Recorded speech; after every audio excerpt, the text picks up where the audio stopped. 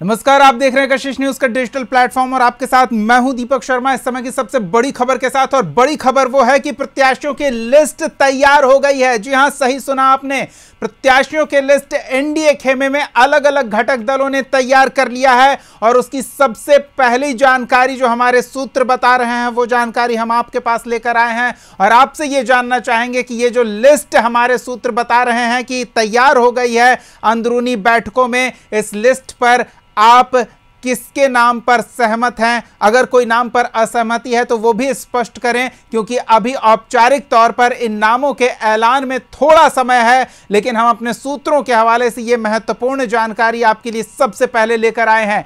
NDA और महागठबंधन में seat sharing को लेकर पेच फंसे हुए नजर आ रहे थे, तो दूसरी तरफ पहले चरण के नामांकन की तारीख नजदीक आ गई और ऐसे में अब राजनीतिक दल उन उम्मीदवारों को ग्रीन सिग्नल देते नजर आ रहे हैं जिनका टिकट लगभग पक्का है, यानी कि जो उस सीट पर सबसे बेस्ट परफॉर्मर हो सकते हैं उनके नाम पर मुहर लग रही है। और पार्टी की ओर से उन्हें इशारा कर दिया जा रहा है कि आप चलिए मैदान में उतरने की तैयारी कर लीजिए, आप कस लीजिए अपनी कमर और तैयार हो जाइए मैदान में विरोधियों के दांत खट्टे करने के लिए। एनडीए की बात करें तो सीट शेयरिंग का पेच इतना स्पष्ट है कि जेडीयू और बीजेपी 102, 101 दो चार सीटें ऊपर नीचे हो सकती है, क्योंकि छोटे भाई लोग रूठे हुए हैं, तो उन रूठों को मनाने के लिए एक दो सीटें देनी पड़ सकती है। तो वो अभी स्पष्ट नहीं है, जब तक औपचारिक रूप से ऐलान ना हो जाए, ये हम बार बार कह रहे हैं।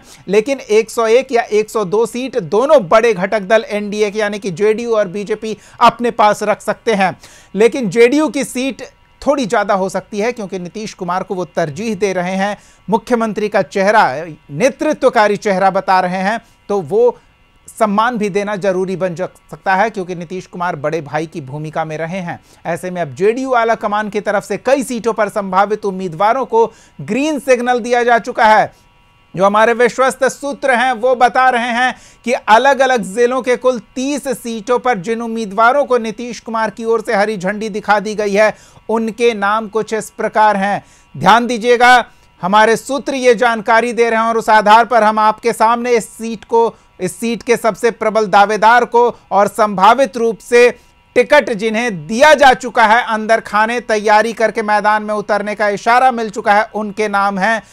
ये ऊपर नीचे भी हो सकते हैं, अंतिम समय में कुछ भी हो सकता है, राजनीति है, छोटे भाई नाराज चल रहे हैं, बड़े भाई का सम्मान रखना है, तो सब कुछ देख सुनकर। लेकिन नालंदा से श्रवण कुमार का नाम लगभग तय है।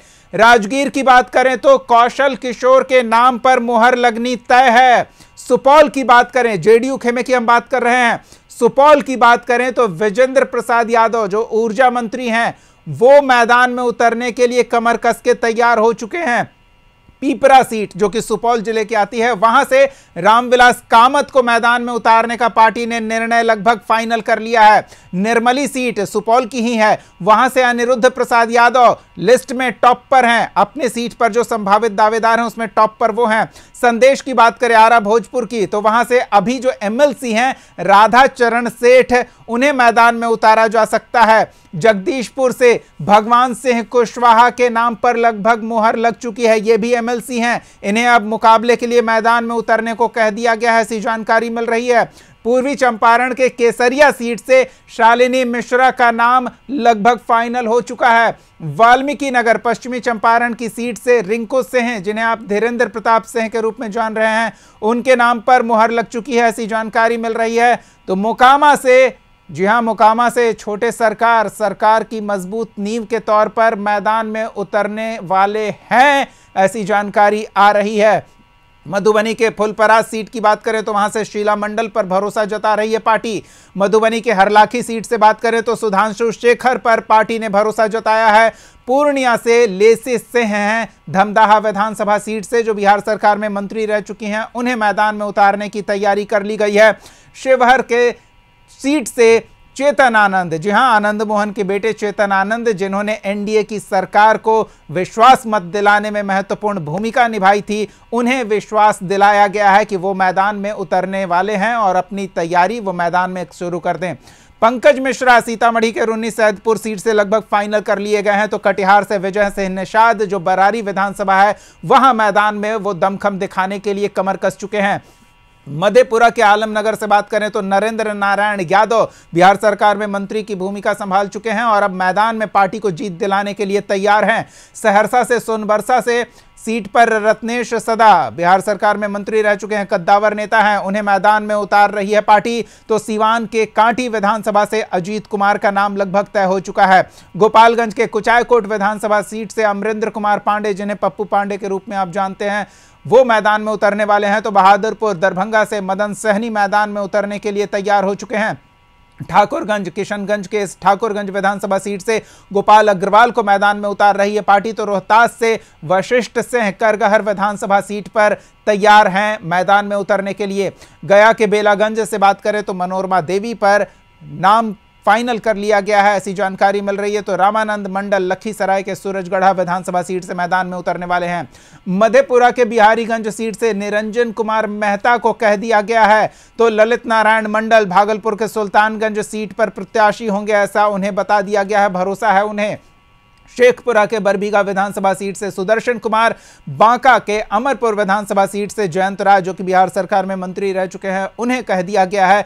तो अशोक कुमार समस्तीपुर के वारिसनगर सीट से मैदान में उतरने को तैयार हैं। तो ये 30 नाम लगभग तय हो चुके हैं, रफ लिस्ट बन चुकी है। फेयर लिस्ट जो सार्वजनिक की जाएगी उसका इंतजार है। तो इसमें से किसका नाम ऊपर नीचे हो सकता है ये आप बेहतर समझ रहे हैं। आप सीट से अपने दावेदार को बेहतर आंक रहे होंगे, ये संभावना आप बेहतर बता सकते हैं। तो इन 30 नामों को लेकर आप कितने सहमत हैं? जो रफ लिस्ट जो हमारे सूत्र बता रहे हैं कि तैयार हो गया है, ये नाम लिख दिए गए हैं, इन्हें फेयर करके सार्वजनिक प्रेस कॉन्फ्रेंस में घोषणा करने के लिए भेजा जा सकता है। कितने सहमत हैं आप? किसी के नाम पर असहमति है तो कमेंट सेक्शन में उसका नाम भी जिक्र करें और उसके विकल्प के तौर पर आप किसे देख रहे हैं ये भी बताएं। अगले वीडियो में हम आपको किसी और दल के किसी और लिस्ट के बारे में इसी तरह की कुछ महत्वपूर्ण जानकारी लेकर आएंगे। तब तक के लिए हमारे साथ जुड़े रहें, चैनल को सब्सक्राइब करना ना भूलें, फेसबुक पर हमारे इस चैनल को फॉलो कर लें ताकि चुनाव से जुड़ी हर हलचल से आप अपडेट रहें। बहुत बहुत धन्यवाद जुड़ने के लिए। नमस्कार।